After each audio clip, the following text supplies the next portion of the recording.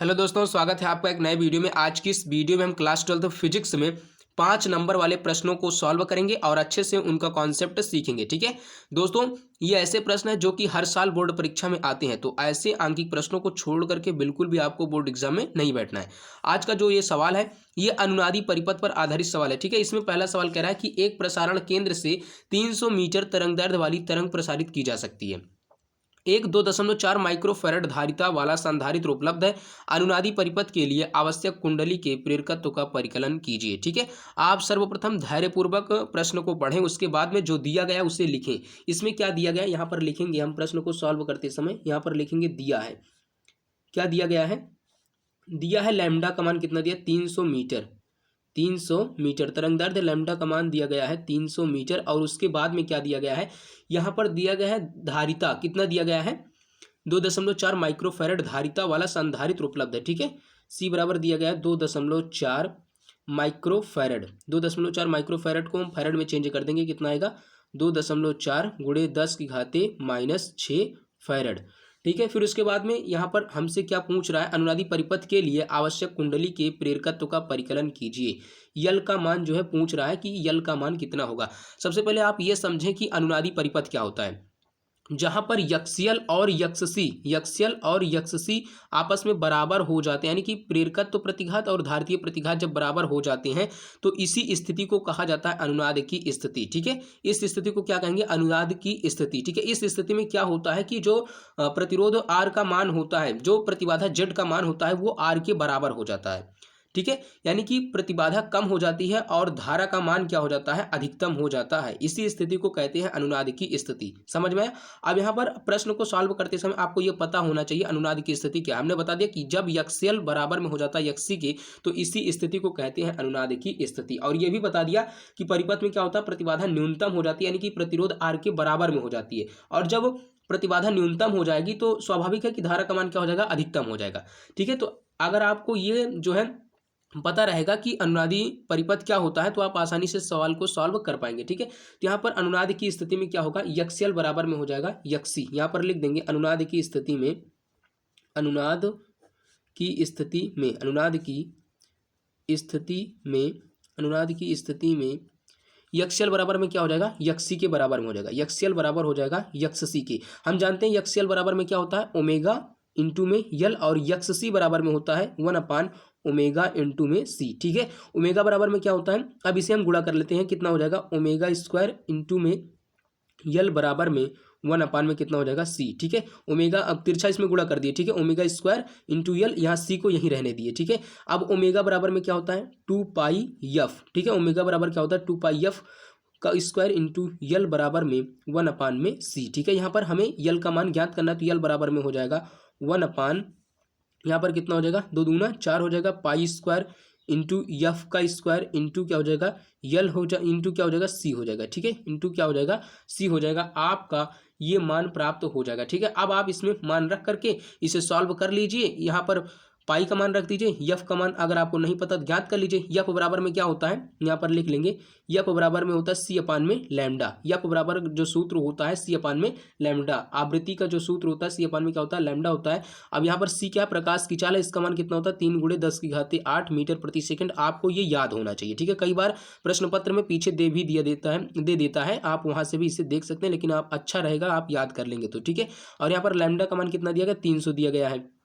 ठीक है, 3 × 1 = 3, 3 × 1 = 3, ये कैंसिल हो गया। 10⁻⁴ तो जब ऊपर जाएगा तो यहाँ पर हो जाएगा 10⁻⁶। ठीक है, ये 10⁻⁴ देखो 2 ऊपर जाएगा तो यहाँ पर 10⁻⁴ प्लस रहेगा नीचे वाले में, लेकिन जब ऊपर जाएगा तो 10⁻⁻² हो जाएगा। जब -2 हो जाएगा तो 10⁻8 ये प्लस में, ये -2 हो जाएगा तो घट जाएगा तो कितना आ जाएगा? 10⁻+6 हर्ट्स आ जाएगा। ठीक है, ये इतना इसका मान आ जाएगा, आवृत्ति यफ का मान। अब आप इसमें मान रख दीजिए सूत्र में, जो आप ज्ञात किए हैं सूत्र यल बराबर, इसमें आप सूत्र में मान रख दीजिए और आसानी से इसे सॉल्व कर लीजिए। तो यल बराबर क्या हो जाएगा? 1/4 इंटू क्या हो जाएगा? पाई। पाई का मान कितना है? 3.14 होता है। इसका स्क्वायर कर देना इंटू यफ का मान कितना हमने ज्ञात किया? 10⁻⁶ है। इसका भी स्क्वायर कर देना इंटू सी का मान कितना हमने ज्ञात किया? 2.4 गुणे 10⁻⁻6। ये दिया गया था सवाल में ही। ठीक है, अब इसे सॉल्व करेंगे। अब आप इसे गुणा कर लीजिए। 3.14 गुणे 3.14 करेंगे, कितना आ जाएगा? 3.14 गुणे में 3.14। ठीक है, 4 × 4 = 16, हासिल बचा 1, 4 × 1 = 4, कितना हो जाएगा? 5, 4 × 3 कितना हो जाएगा? 12 गुणे 1 × 4 = 4 हो जाएगा। यहाँ पे एक एक एक, यहाँ पर हो जाएगा 3 गुणे 3 चौक 12 2 कितना बचा हासिल 1 3 1 3 कितना हो जाएगा 4 3 3 कितना हो जाएगा 9, यहाँ पर 6 5 4 कितना होगा 9 2 1 3 2 5 हो जाएगा, फिर 4 3 7 1 8 हो जाएगा, यहाँ पर हो जाएगा 9 2 2 4 अंक पे दशमलव, 4 अंक पे दशमलव आप लगा दीजिए। अब आप इसे लिख सकते हैं, अगर यहाँ पर कितना है 8 है, यहाँ पर कितना है 5 है ना, यहाँ पर कितना है 9 है, तो आप इसे लिख सकते हैं 9.86 भी लिख सकते हैं, क्योंकि इस 5 के बाद वाली जो संख्या है ये 9 है, यानी कि अगर ये 5 से अधिक रहेगा तो आप इसमें एक जोड़ करके लिख सकते हैं। तो आप इस 5 को 6 लिख सकते हैं। कब आप इसे 6 लिख पाएंगे? जब यहाँ वाली जो संख्या होगी वो 5 से अधिक होगी तब। ठीक है, अब इसमें क्या करना है, इसमें गुणा करना है 2.4 से। ठीक है, 2.4 से भी हम गुणा कर दे रहे हैं।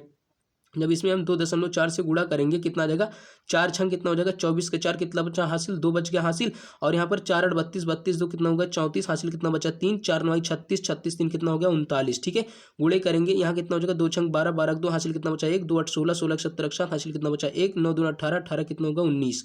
अब यहाँ पर जोड़ लेंगे कितना हो जाएगा 4 4 2 कितना हो जाएगा 6 9 7 कितना हो जाएगा 16 6 हासिल कितना बचा 1 9 3 12 13 3 हासिल कितना बचा 1 1 2। ठीक है, कितने अंक पे दशमलव 3 अंक पे दशमलव 3 अंक पे दशमलव लगा देंगे, आ गया 23.664। कितना आ गया 23.664 आपका ये आ गया। अब इसमें क्या करना, इसमें भी गुणा करना है 4 से। किससे गुणा करेंगे? 4 से गुणा कर देंगे। जब इसमें 4 से गुणा करेंगे कितना हो जाएगा 4 चौक 16 की कितना हो जाएगा 6 हासिल कितना बचेगा 4 छंग 24 24 से कितना 25 हासिल कितना बचा 4 छंग 24 24 2 कितना हो जाएगा 26 26 के कितना हो जाएगा 6 हासिल कितना बचा 2, और 4 3 कितना हो जाएगा 12 12 2 कितना हो जाएगा 14 14 4 हासिल कितना बचेगा 4 2 8 कितना हो जाएगा 9 हो जाएगा। यहाँ पे कितने अंक पे दशमलव लगा 3 अंक पे दशमलव लगाना कितना हो जाएगा 94.65 हो जाएगा। यानी कि आप यहाँ पर लिख सकते हैं यल बराबर।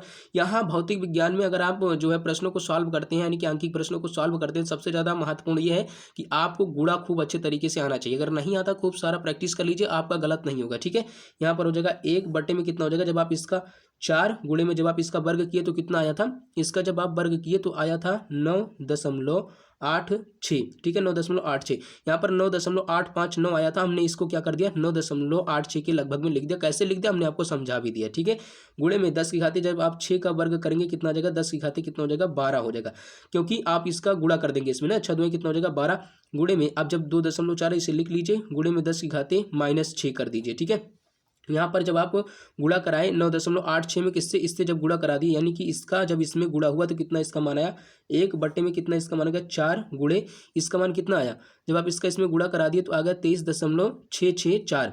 कितना आ गया 23.66 कितना आ गया 4 आ गया, और यहाँ पर गुणे में कितना हो गया 10 की घाते 12 में से जब 10 की घाते -6 घटाएंगे कितना आ जाएगा 10 की घाते +6 आ जाएगा। ठीक है, अब यहाँ पर जब आप 23.664 में 4 से गुणा कर दिए तो कितना आ गया 9.94 कितना आ गया 94 ऊपर 1 रहेगा। ठीक है, 94.656 94.656 आ गया, गुणे में यहाँ 10 की घाते कितना है 6 है। जब 10 की घाते 6 ऊपर जाएगा तो कितना हो जाएगा 10 की घाते -6 हो जाएगा।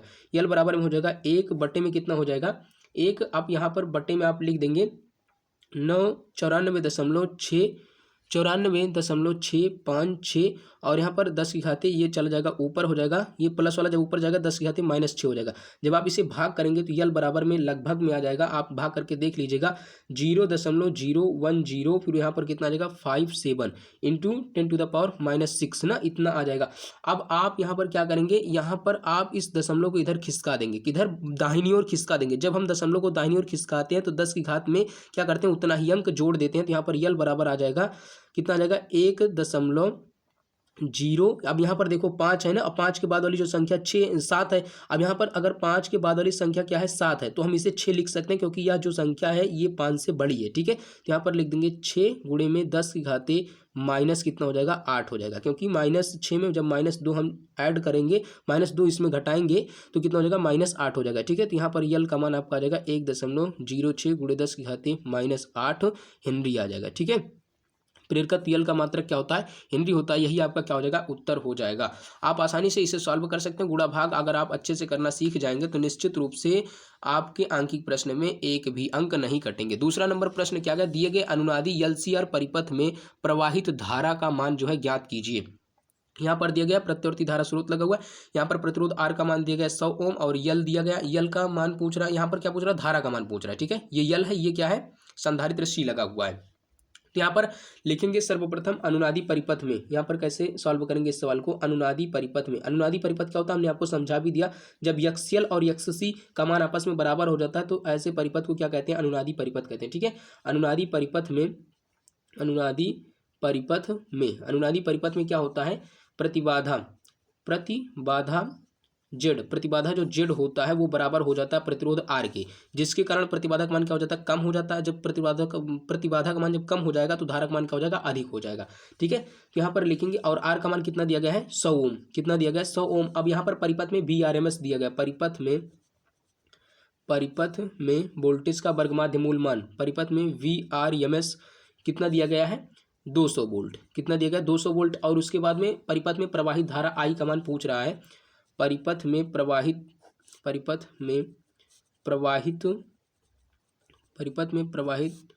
धारा IRMS का मान कितना हो जाएगा, V/Z। ये सूत्र होता है V/Z, और V का मान कितना है, 200 वोल्ट, अपान में Z का मान कितना है, 100 ओम है। ठीक है, ये कैंसिल हो जाएगा, कितना बचेगा, 2 एम्पियर। IRMS का मान जो आ जाएगा कितना हो जाएगा, 2 एम्पियर। उम्मीद करता हूँ दोस्तों कि हम आपको ऐसे सवालों को अच्छे से समझा पाएंगे और इसके कॉन्सेप्ट को भी आप लोगों को सिखा पाएंगे। वीडियो देखने के लिए बहुत बहुत धन्यवाद। मिलते हैं किसी अगली वीडियो में, तब तक के लिए जय हिंद, वंदे मातरम।